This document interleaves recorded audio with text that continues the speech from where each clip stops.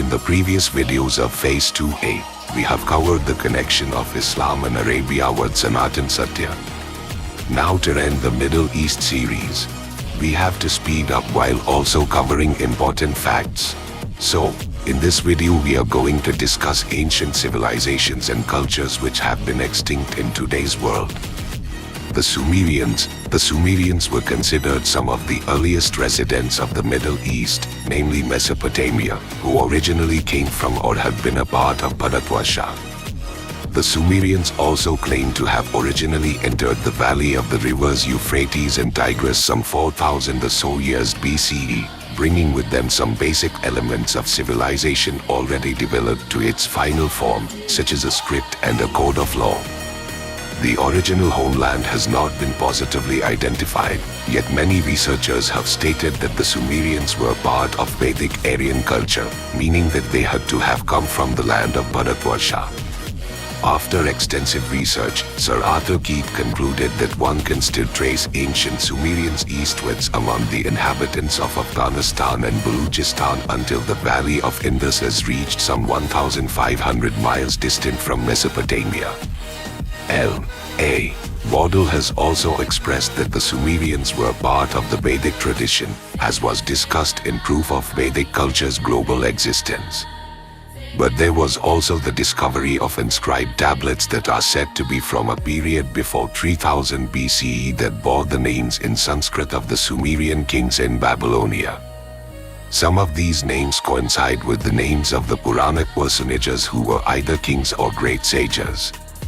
This would also further indicate that the Sumerians were of the Indo-Aryan stock, emigrating from the area of ancient Bharatvarsha into Babylonia. This is why the names like Indaru, Indra, Barabu, Rigu, Kush, Mana, Manu, Disrita, Dasharatha, Kashipu, Kashyapa, Varan, Varun, Brahma, Brahma, and others are found on these tablets in Sumer. 19. The book called The Sumerians, an Oxford publication, also says, we find that the Sumerian civilization was an offshoot of the Vedic Aryan civilization. Archaeological evidence, in the form of relics of the past Sumerian language, still exists, which leaves no doubt as to the real incentive behind the origin of the Sumerian language. The Kassites. The spread of the Vedic culture into the region of West Asia can be seen with the Kassites in 1750 BC in Mesopotamia, where they worshipped Surya. Other Vedic groups were undoubtedly in the intermediate region of Iran, which consisted of several ethnic groups including the Elamite and the Turkic. The Kassites were Indian immigrants who entered Babylonia around or before 1760 BCE. The first Aryan presence is marked by the use of the Sanskrit word Suryas, designating the sun, by the Kassites in Babylon. 20. Thus shows the reason why the clay tablets excavated at Bogaskoy in Asia Minor in 1907 invoked the gods as guardians of the treaty with the names of the Vedic gods, such as Mitra, Varuna, Indra, and Nasityu. This was the treaty between the Hittite king Shabalulyama and the Mitanni king Mitiazar at the beginning of the 14th century BCE. This sheds a good deal of light on the Aryan expansion in that part of the world 1,400 years before the Christian. Syria. The princes in towns and gods bearing Sanskrit names or names derived from classical or Vedic Sanskrit abounded in Syria so freely that it is natural to presume that there had to have been a settlement from India in that region during this period of time or even earlier. Or that the area of Mesopotamia was once a part of the Vedic culture, and many of the people there had been worshippers of the sun, or Surya. This is where Syria, once called Surya, got its name from the tribes of sun worshippers there. For example, the Indo-Aryan families that had settled in Syria were known as the Mitannis and Hittites, along with a prince named Dasharatha. The Hittites were known to have been in the Middle East since 2200 BCE. Another king in the region entered into a treaty invoking the Vedic gods of Indra, Varuna, Mitra, and Nasitya as guardians of the terms of the treaty. The treaty was drafted near the beginning of the 14th century BCE. And we know that the oath to the gods in the treaty has value. Lebanon and the Druze.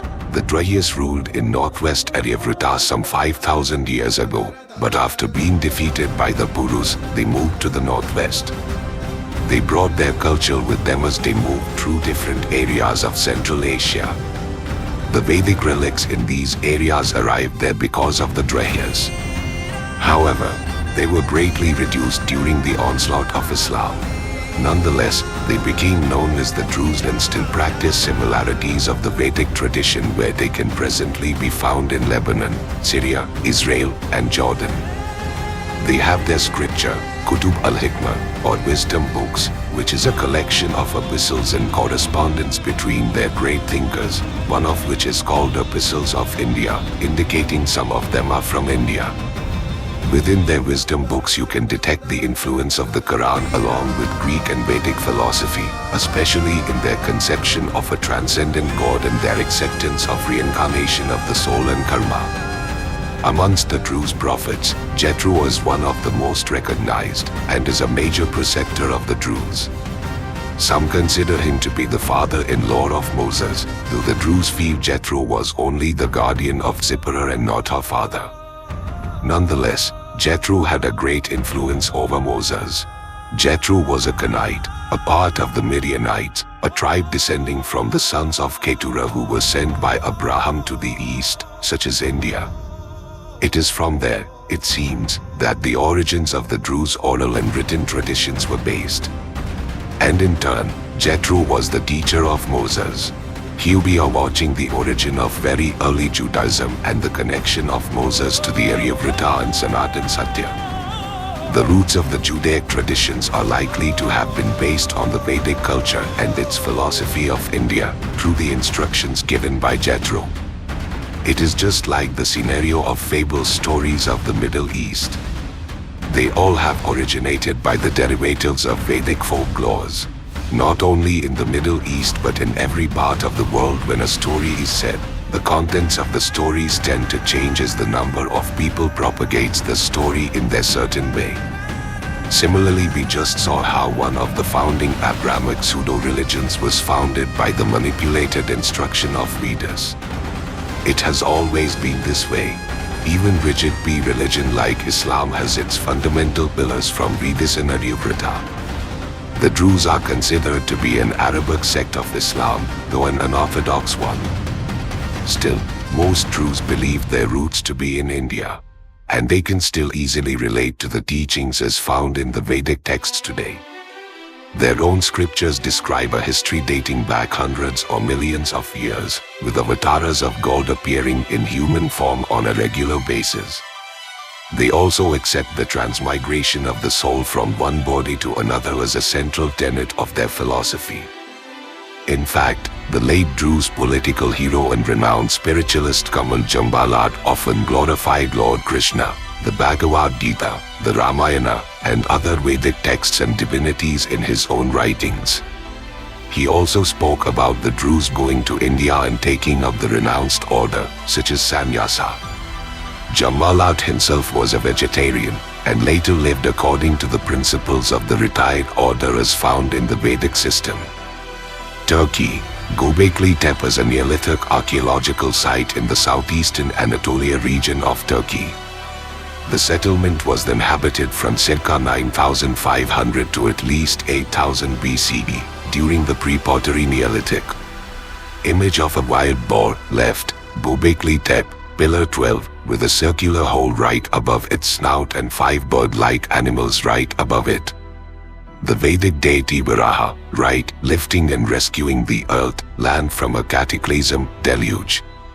5 elemental deities of creation paying homage to Varaha, from the sky, after he saved the earth and all its life forms from annihilation. Picture of Pillar 43 from Göbekli Tepe, left and middle, showing a vulture-like being carrying a round object, perhaps the sun, on one of its wings along with a snake right below it. At the bottom of the pillar contains the same bird-like being carrying the headless person with a penis, perhaps symbolizing a male deity. Very similar iconography to Garuda, right, who acts as a mount to the Supreme. Garuda is the enemy of Nagas, the race of snakes, and hence always clutches a snake in its feet to symbolize his enmity. Garuda is also a solar deity enthused people of snake bites and venom, even scorpions. Left photo of a predator attacking a wild boar in Pillar 27 of Gobekli Tepe. Right before saving the earth, Varaha battled a demon named Hiranyaksha who caused the cataclysm. Varaha slain the demon and then saved the earth from the cataclysm. Left image of a tortoise with two dancing beings between it during an altered state of consciousness. Right, a Vedic story of Kurma, a tortoise avatar of the Supreme, acting as mount for the hill in the ocean, to help churn the nectar of immortality, synonymous to a strong psychedelic substance known as soma. The churning is done by angels and demons on either side using a snake named Sheshanaga.